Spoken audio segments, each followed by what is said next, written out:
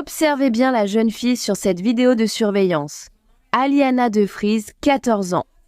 On la voit prendre un bus tôt le matin pour aller à l'école, nécessitant en fait 2 bus. À un moment, on la voit discuter avec un autre garçon du bus. Ils se connaissent, s'assoient ensemble et discutent sans imaginer les horreurs et la terreur à venir. Aliana descend du premier bus et disparaît à jamais. Viens avec moi pour élucider ce crime horrifiant et je vous préviens tout de suite que cette affaire est vraiment très lourde. Il s'agit de violences brutales et aussi d'abus, d'accord ? Donc, je vous avertis dès maintenant.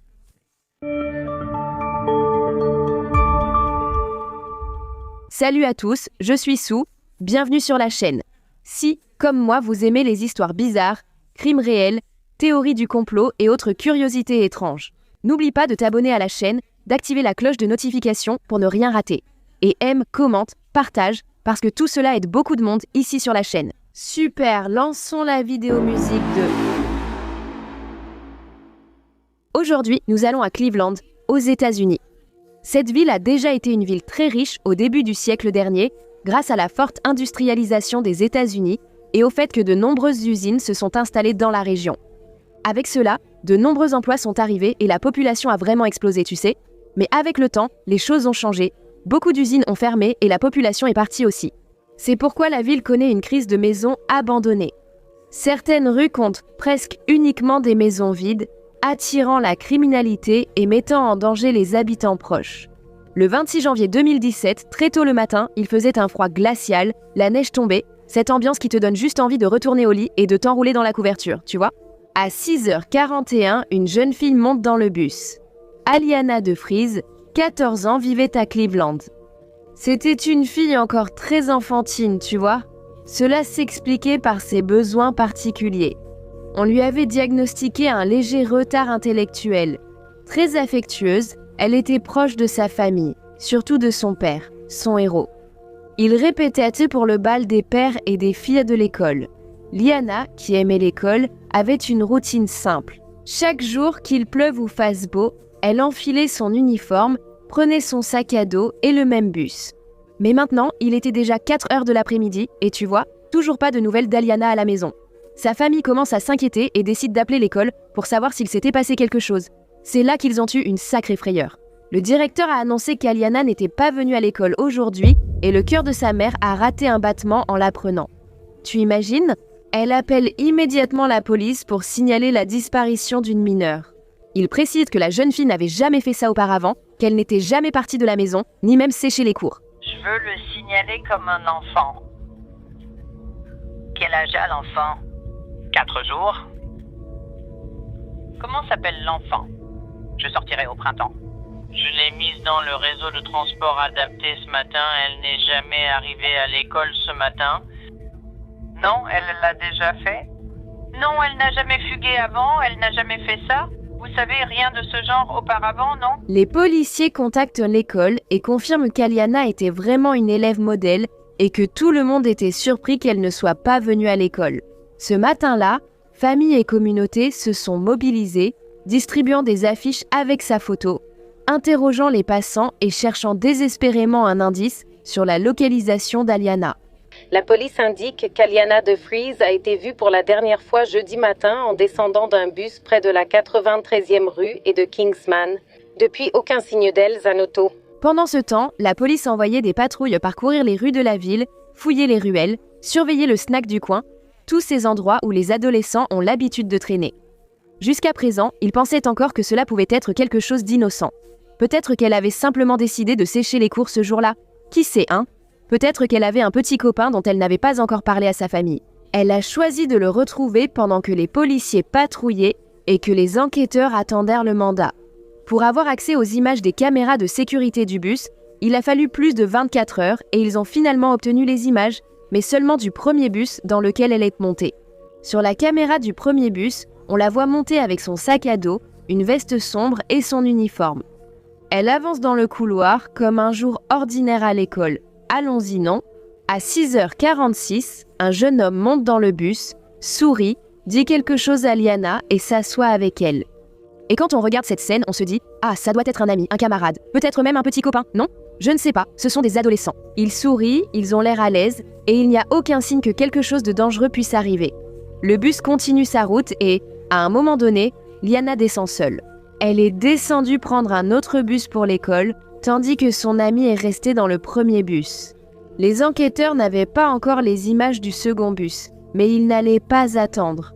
Ils cherchaient le moindre indice. Et, en analysant l'image de la caméra frontale du bus, on peut clairement voir Aliana marcher vers l'arrêt de bus suivant. Alors, les enquêteurs ont remarqué quelque chose d'étrange. À quelques mètres, un homme en manteau blanc marche dans la même direction qu'Aliana. Ils reviennent sur les images et voient que c'était le même homme qui était assis quelques rangées derrière elle, dans le bus, et qui semblait observer sa conversation avec son ami. Là-bas, on a aussi vu que dès qu'elle est descendue, l'homme est descendu juste derrière elle. Regardez maintenant. Les policiers enquêtèrent sur cet homme, mais les soupçons le concernant seraient révélés le lendemain. Les policiers ont eu les images du deuxième bus, mais l'homme au manteau blanc n'est pas monté. L'affaire semblait repartir de zéro, tu trouves toujours ? Ils ont trouvé un nouvel indice révélateur, les amis. On ignore pourquoi, mais Aliana est descendue 2 arrêts avant l'école. Peut-être s'est-elle trompée, nul ne sait, mais elle a été vue descendant près de l'avenue Bessemer. Cette avenue est connue pour avoir plusieurs maisons abandonnées et pour avoir déjà été le théâtre de nombreux autres crimes violents. Cette zone est aussi connue pour héberger de nombreux anciens condamnés pour crimes sexuels. Aux États-Unis, une personne arrêtée pour ce crime est inscrite au registre national des délinquants sexuels. Rien que dans cette zone de cette avenue, 83 anciens condamnés inscrits au registre national y vivaient. Franchement, c'est chercher les ennuis, non ? 423 quand même. Comment est-ce possible ? Il habite là, non ? Les policiers patrouillent dans la zone et récupèrent les images des caméras de sécurité des commerces et habitations pour trouver des indices. La caméra, placée devant l'église, a filmé ça. Tu vois ? L'enregistrement est de mauvaise qualité. Mais on peut voir qu'un homme fait les 100 pas sur le trottoir. On dirait qu'il cherchait quelqu'un. Plusieurs femmes ont témoigné avoir été abordées par cet homme ce matin-là, le trouvant très bizarre et agressif. Quelque temps plus tard, voilà qu'elle arrive, la petite Aliana, marchant sur le trottoir en direction de l'école, et puis ce même homme semblait être arrêté au coin de la rue, attendant la fillette. On peut voir qu'Aliana s'arrête un instant, vous savez, cette sensation, ce pressentiment-là. Quelque chose ne va pas ici, une mauvaise énergie qu'Aliana ressent physiquement avant de comprendre. On dirait qu'elle l'a senti, puis il s'approche. Aliana recule, tentant de s'éloigner de lui. Une autre caméra aussi, on essaye de voir en haut de l'image les jambes d'Aliana qui marchent et elle qui rencontre l'homme, au coin de la rue.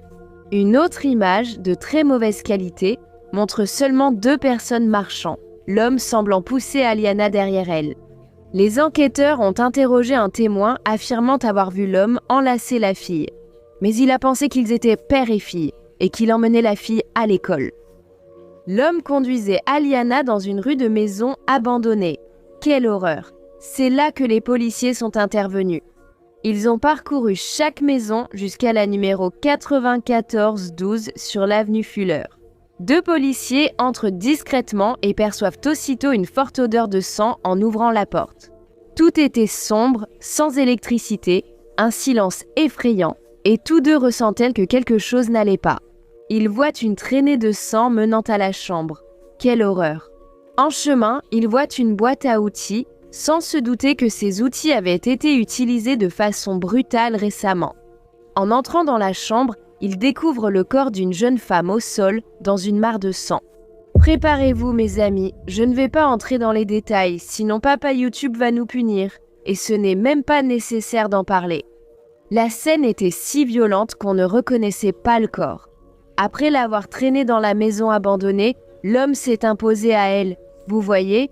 Puis une véritable torture a commencé. La jeune femme avait subi une telle violence, la scène était atroce. C'est difficile d'en parler. Je n'arrive même pas à imaginer comment quelqu'un peut faire ça à un enfant. Franchement, c'est... Les outils employés pour l'acte étaient présents. Des traces de blessures couvraient le sol et la violence de la scène a rendu cette affaire particulièrement troublante. Ces policiers savaient déjà qu'il s'agissait du corps de Liana. En raison des vêtements et aussi parce qu'ils avaient trouvé le sac à dos avec des fournitures scolaires à l'intérieur de la maison, cependant, ils ont dû attendre la confirmation de l'expert médico-légal. Après l'autopsie, il n'y avait toujours pas d'identification formelle de la victime retrouvée dans cette maison dans la nuit de dimanche. Sans preuve scientifique formelle, nous n'annoncerons pas son identité. Ah, nous avons une idée très précise, basée sur des preuves et d'autres éléments. De qui est cette personne? Et nous avons déjà parlé avec sa famille, nous sommes en contact permanent avec cette famille. Sans identification formelle par un médecin légiste, aucune annonce ne sera faite. les dossiers dentaires d'Aliana ont servi à confirmer son identité. C'est terrible. La famille, informée, n'en revient pas. Le père entre dans un état de choc et de colère. La communauté s'est également révoltée et a manifesté devant la maison où le crime a eu lieu, en plus de déposer des peluches à la porte pour rendre hommage à la petite Aliana. Quelqu'un a tué ma fille. Je ne cesse de me répéter que quelqu'un a vraiment tué ma fille. Bon sang, notre précieuse et belle Aliana n'était plus parmi nous. Maintenant, la question est, qui a fait ça? Avec elle? La police scientifique recueille tout. Acide désoxyribonucléique 100, empreinte digitale, photo de la scène, chaque détail, et l'emmène au laboratoire. Sauf que même s'ils ont réussi à obtenir l'acide désoxyribonucléique de l'agresseur, il allait encore falloir un peu de temps au laboratoire pour l'analyser et donner le résultat. Alors, les policiers ont continué à enquêter en réexaminant ces images de la caméra de l'église. Vers 5 heures, alors que les rues étaient encore désertes et avant que la neige ne tombe, un homme à la tête rasée a été vu marchant lentement dans le quartier. Il allait et venait sur le même trottoir, sans but précis. Juste avant que Liana n'apparaisse à la caméra, il est revenu, marchant avec la même patience froide, attendant comme un chasseur sa proie. La police était persuadée d'observer le meurtrier de Liana traquant une victime. D'autres femmes ont vite témoigné avoir été abordées par un homme de même description dans la région. Les enquêteurs ont commencé à comparer l'homme sur les images avec un registre des délinquants sexuels vivant dans la région. Ils trouvent un homme ressemblant à celui vu sur la caméra. Christophe Whittaker, 44 ans grand et costaud. Un gars comme ça, vraiment intimidant, avec un casier judiciaire de plus de 20 ans. Arrêté en 1996 pour agression puis libéré sans peine, il a ensuite purgé 8 mois de prison pour trafic de drogue et vol de voiture. Le pire fut en 2005 lorsqu'il a été arrêté pour avoir violé une femme et tenté de la tuer en la poignardant à plusieurs reprises. Ce monstre n'a eu que 4 ans de prison pour ce crime. Après sa libération, il a été arrêté 2 fois pour d'autres délits mineurs. Vous savez, du fait que Christophe était un grand gaillard et à cause du degré de violence qu'il a exercé contre la jeune fille, des agents fédéraux de la force d'intervention pour la recherche de fugitifs sont allés chez lui, armés. Ils approchent de la porte, conscients qu'un meurtrier pourrait être derrière. Quand la porte s'est ouverte, ils se sont retrouvés face à un homme immense bloquant presque l'entrée. Christophe. Quand les policiers l'ont maîtrisé, ils ont été impressionnés par sa prestance. Ses poings étaient si larges que les menottes classiques se refermaient mal. Le contraste était alors évident. C'était un homme d'une grande force, une figure imposante. Il avait choisi une victime de 14 ans, petite et sans défense. Cet homme est un monstre. L'image de ce déséquilibre marque les enquêteurs. Christophe est arrêté et conduit à l'unité des homicides. Lors de l'interrogatoire, il a tout nié, il a dit qu'il ne savait rien, qu'il ne connaissait pas la jeune fille et il a même affirmé qu'il n'était pas sur les lieux au moment du crime. Peu après, les résultats de l'acide désoxyribonucléique prélevé sur le corps et retrouvé en elle sont arrivés. C'était bien celui de Christophe, alors il a changé son histoire. Il dit qu'il ne se souvenait de rien et il a rejeté la faute sur le fait qu'il était consommateur et dépendant de drogue. Je ne me souviens pas de ce que j'ai fait. Je me souviens seulement que... Quand j'ai repris mes esprits, tout cela était déjà arrivé. C'était dégoûtant. Elle a dit qu'elle avait sniffé beaucoup de poudre ce matin-là, qu'elle ne sait pas pourquoi elle a fini par commettre ce crime. Tu peux y croire. Les gens vont me regarder comme si j'étais un monstre. Je ne suis pas un monstre, je suis juste un accro. J'étais tellement hors de moi, on aurait dit que ce n'était pas moi, et j'ai eu ce que je méritais, et je l'ai vraiment mérité. J'écrirai une lettre d'excuse formelle à sa famille, même si elle ne voudra sans doute pas l'entendre. Je veux juste aller au tribunal et en finir vite, sans en faire tout un événement. Il a été accusé de meurtre qualifié et immédiatement placé en cellule. Tenez-vous bien, il a plaidé non coupable, refusé tout accord et veut un procès pour prouver que la drogue est responsable, pas lui. Son droit à la liberté sous caution ayant été refusé, il a attendu le procès en prison. Heureusement, l'affaire a enfin été jugée en février 2018. Le ministère public s'est appuyé sur la chronologie et les preuves. Les images des caméras, du bus, de la rue, ainsi que les expertises et l'acide désoxyribonucléique ont prouvé qu'il s'agissait d'un crime prémédité, non d'un accident. La défense a répété qu'il ne se souvenait de rien, étant totalement sous cocaïne, et plaidait donc non coupable. Regardez ça. Il ne niait pas avoir commis le crime. Il affirmait seulement qu'il n'avait pas eu l'intention. Christophe a même lu une lettre adressée à la famille de la victime, dans laquelle il demande pardon. Il affirme regretter et ne pas vouloir faire appel, peu importe la sentence, afin d'épargner sa famille. Je n'ai jamais voulu que cela arrive et depuis ce jour-là, je suis rempli de regrets et de remords. J'ai reconnu ma culpabilité auprès des détectives et de mes avocats, leur demandant de ne rien contester dans cette affaire. Je veux vraiment que la famille de Freeze ait une conclusion. Je ne vais pas me cacher derrière la drogue ou l'alcool, ni mentir ou faire semblant, car ce ne serait pas juste pour eux. Je m'excuse auprès de la famille et de la communauté. Rien ne justifie mes actes. Je ne peux imaginer la douleur de la famille, mais je connais celle que j'ai ressentie en affrontant mes actes. Le 13 février 2018, le jury a mis 6 heures pour déclarer Christopher coupable de toutes les accusations, homicide qualifié, enlèvement, viol, dissimulation de preuves et atteinte grave à un cadavre.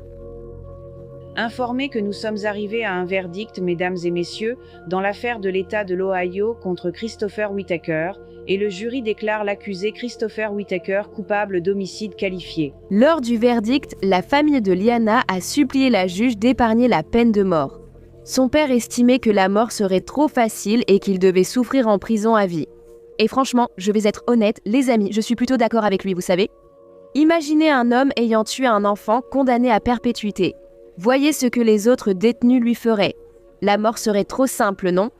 Malgré les demandes de la famille, le 26 mars 2018, la juge Caroline Friedlin a condamné à mort par injection létale. Nous n'avons pas obtenu le verdict que nous voulions. Nous aurions préféré la prison à perpétuité, sans possibilité de libération conditionnelle, mais nous respectons la décision du juge. La rencontre de Christopher avec le diable est déjà prévue. Son exécution est programmée pour bientôt, le 21 juillet 2026. Les parents d'Aliana ont fondé une organisation pour protéger les enfants utilisant les transports en commun. Il existe même une loi à son nom, obligeant les écoles à prévenir les parents des élèves absents lors des 2 premières heures de cours. Ils ont aussi promis de pousser les politiques à résoudre le problème des maisons abandonnées en ville. Cela a fonctionné, la mairie a commencé à démolir les maisons. La maison du crime a été la première détruite. Les parents ont aussi poursuivi la mairie pour le manque de communication de l'école et la négligence concernant les maisons abandonnées. Ils ont obtenu une indemnisation d'1 million de dollars. Maintenant, quelle histoire horrible, n'est-ce pas? 1 million de dollars. Mais ça ne ramène pas leur fille, n'est-ce pas? Qu'en pensez-vous? Dites-moi dans les commentaires ce que vous avez pensé de cette affaire. Moi, j'ai été vraiment horrifiée. Laissez un like, abonnez-vous et partagez cette histoire si vous aimez notre chaîne. Pour ceux qui prennent les transports en commun ou connaissent pas quelqu'un, soyez vigilants et restez connectés pour la prochaine vidéo. À bientôt. Léger, hein? Mon Dieu, c'était vraiment très lourd.